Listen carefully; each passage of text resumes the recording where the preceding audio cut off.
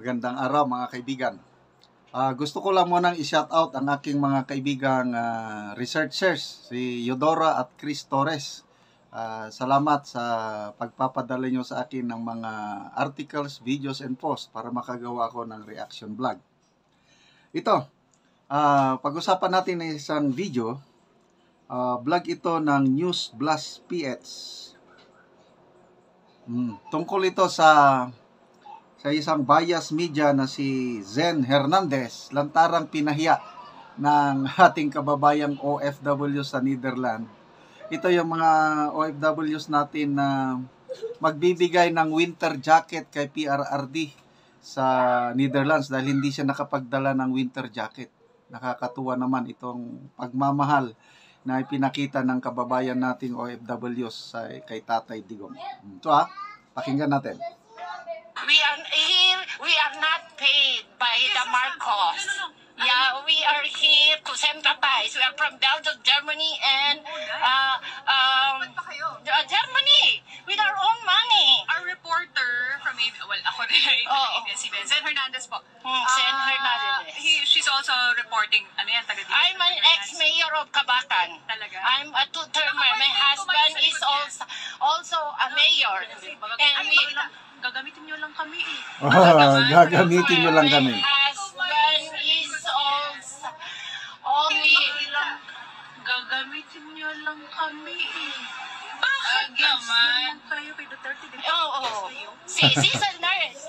She tried to check the health of our president. He's an 80 years old by March 28.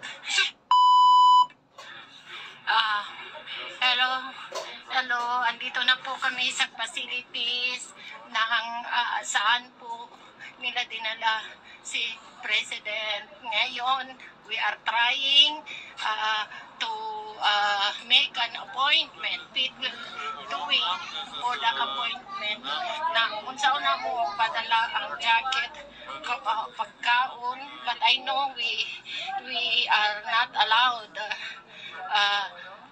for the food, but as long as we have the appointment, they try because itong mga kasama ko nurse, and then gusto nilang makita ang health status nating presidente. And we know that our president, March 28, I think, his birthday, and he's 80 years old. And inilagay nila dito, napakalamig. Right now, malamig masyado dito. So we have also a GMA here, mga Tagalog, and we said nasasaktan. Bad food prep can mean bad bacteria. So galing pa pala sa Germany itong nag-vlog, ano? So nakaka-touch naman. PBS or the GMA because hindi sincerong nagmamahayag kung ano ang katotohanan, ano ang mga feelings ng ating mga kababayan dito sa ito galing ito sila sa Belgium. The other, Germany, this is Germany, Belgium. Wala po kaming bayad, hindi po kami binabayaran na andito, sarili namin ang pagpunta dito. Sariling pera, sarili naming gastos. So kami, naka-hotel kami. We spend more than 100 euro para lang makapunta. So now, PT is doing good para sa appointment nila with a lady from Germany there para makapasok. We are trying our best to get an appointment and we call inside. Ikaw from Hamburg, Germany, anong masasabi mo sa ating presidente na ngayon i-detain nila dito sa penitentiary interesting Haglanden na wala pong hindi po ating bansa ito. Kung nagkasalang ang isang Pilipino, he should be tried in our own country, in the Philippines. Correct. Because we believe that the president is a Filipino, a real Filipino. He loves the Filipinos.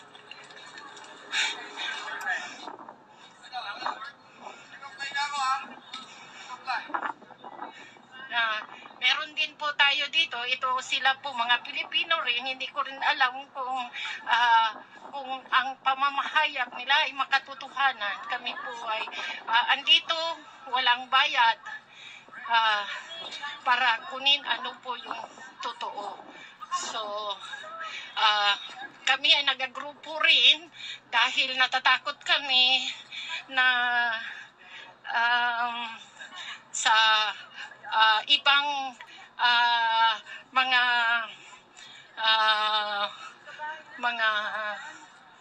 we are not paid by the Marcos. Yeah, we are here to sympathize. We are from Belgium, Germany, and Germany with our own money. Our reporter from ako rin ABS-CBN, Zen Hernandez po. Zen Hernandez. She's also reporting, taga dito. I'm an ex-mayor of Kabakan. Talaga? I'm a two-termer. My husband is also a mayor. And we... Gagamitin nyo lang kami. Hello. Bakit naman? Gagamitin nyo lang kami. She's a nurse. She tried to check the health of our president. He's an 80 years old. Basta ABS-CBN, alam na natin na na tayong ano dyan. Okay, magbasa lang tayo sa mga comments, ano? Thank you sa mga nurse. Saludo kami sa inyo. Maraming salamat po ma'am sa inyong pagtulong kay Tatay Digong. Yes, tama po. Huwag kayo pagagamit sa mga bias media. Mabuhay kayong mga Pilipino dyan. We're very proud of you. Paglalaban natin ang ating mga karapatan. Salamat po ma'am. Maiyak-iyak ako. Salamat po. Salamat puros pasalamat. Good job, kabayan, thanks sa pagprotekta sa ating president.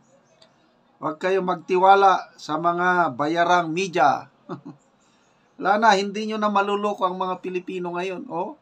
So itong nagpost ito, vlogger na rin siya eh. News Blood Speech, 12,700 ang kanyang ano. So, pahiya kayo sa mga OFWs dyan sa... Okay, mga kaibigan, salamat sa inyong pagsubaybay sa ating channel. Nakakatulong po kayo ng malaki sa tribong Talaandig sa Bukidnon na tinutulungan natin, nagpapatayo ng bahay, livelihood assistance, bibigay ng solar, at iba pang pangangailangan nila. Panoorin nyo ang video na ito. Maraming salamat sa inyong suporta. Nagyad ang balay ni Auntie kay Anawa na balik naman gani ang mga kahoy ug makita po nato ang mga bulsot sa ilang yero. O ilan ang katanggalon kay makatok na sila karon.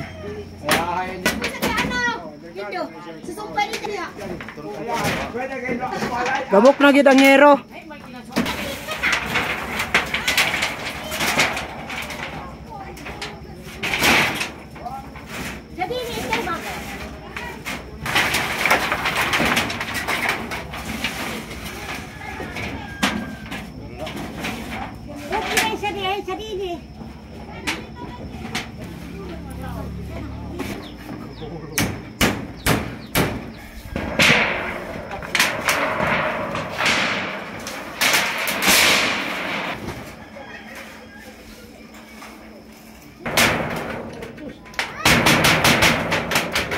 So, nakaatok na si Lolo. Oo.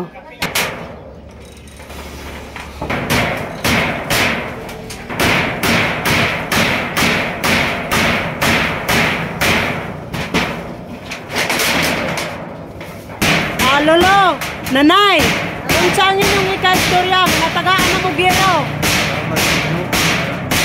Nagpatabang sa amo. Oo. Atop kami. Nakaatop na mo bago. Bago. Oo. Salamat sa nagtabang. Salamat sa nagtabang, nanay. Oo. Nga karon nanay, di na gid mo matuluan tatay. Okay. Bago naman ako. Oo. Lagi. Pila naman ang inyong edad? Na maglulo na ko kay 60 na. Oo. Sa City. Ay, na maglulo na di ko kay 60 na di ay. Ikaw kay kuan man. Nanay, pila na imong edad? 50. 58. Bata-bata pa. Oo. So na ni ilang pagpasalamat nga natabangan na daw sila sa ilang atop. So salamat sa nagtanaw sa video sa YouTube o sa nagtabang ni ining natabangan ang among katribo. Sabi na nga si Lolo o si magnanay lang ko sa iya kay bata-bata pa man si Lolo kay kung ano man siya 65 na. So pasalamat siya sa nagatanaw daw sa video ug sa Ginoo nga natagaan sila panalangin nga hero. Salamat sa inyong pagtabang sa among katribo. Og mora to, God bless.